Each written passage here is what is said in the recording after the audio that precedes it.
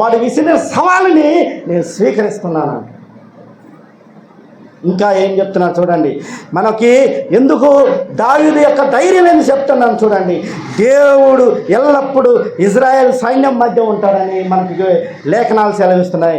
యెహోషువ రాసిన గ్రంథము 3వ అధ్యాయం 10వ వచనం కానీ చూసినట్లయితే ప్రియులారా, యెహోషువ రాసిన గ్రంథము 3వ అధ్యాయము చూడండి. అక్కడ ఏం చెప్తున్నారు?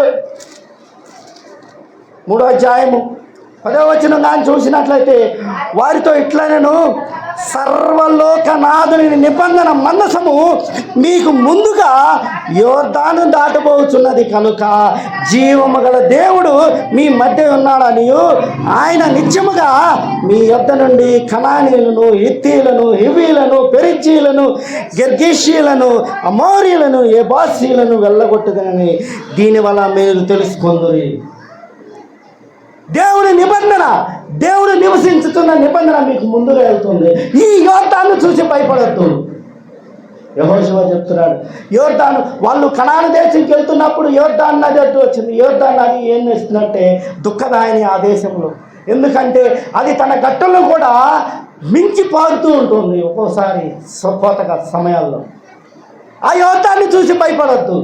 మీరు ఎప్పుడైతే దేవుని మందసాన్ని తీసుకొని ముందు నడుస్తుంటే అప్పుడు యోర్దాను నది ఎర్ర సముద్రం ఎలాగైతే 2 పాయలుగా చేర్చబడిందో యోర్దాను నది కూడా 2 పాయలుగా చేర్చబడుతుంది. అప్పుడు మీరు ఆరిన నేల మీద నడుస్తున్నారు అని యెహోషువ ద్వారా చెప్తున్నాడు.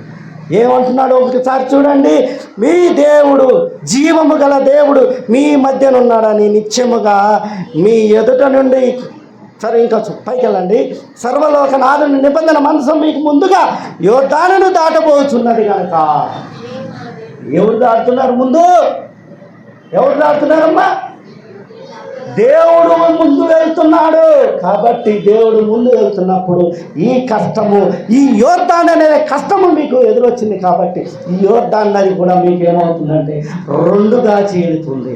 మీ ముందు నడుస్తుంది జీవము గల దేవుడు, జీవము గల దేవుడు.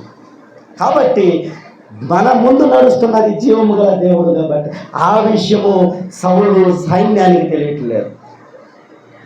దేవుడు మన మధ్య ఉంటాడని కూడా తెలియజేస్తున్నాడు. చూడండి ఆయన ఇంకా ఏం చెప్తున్నాడు చూడండి. ఆదికాండం 17వ అధ్యాయం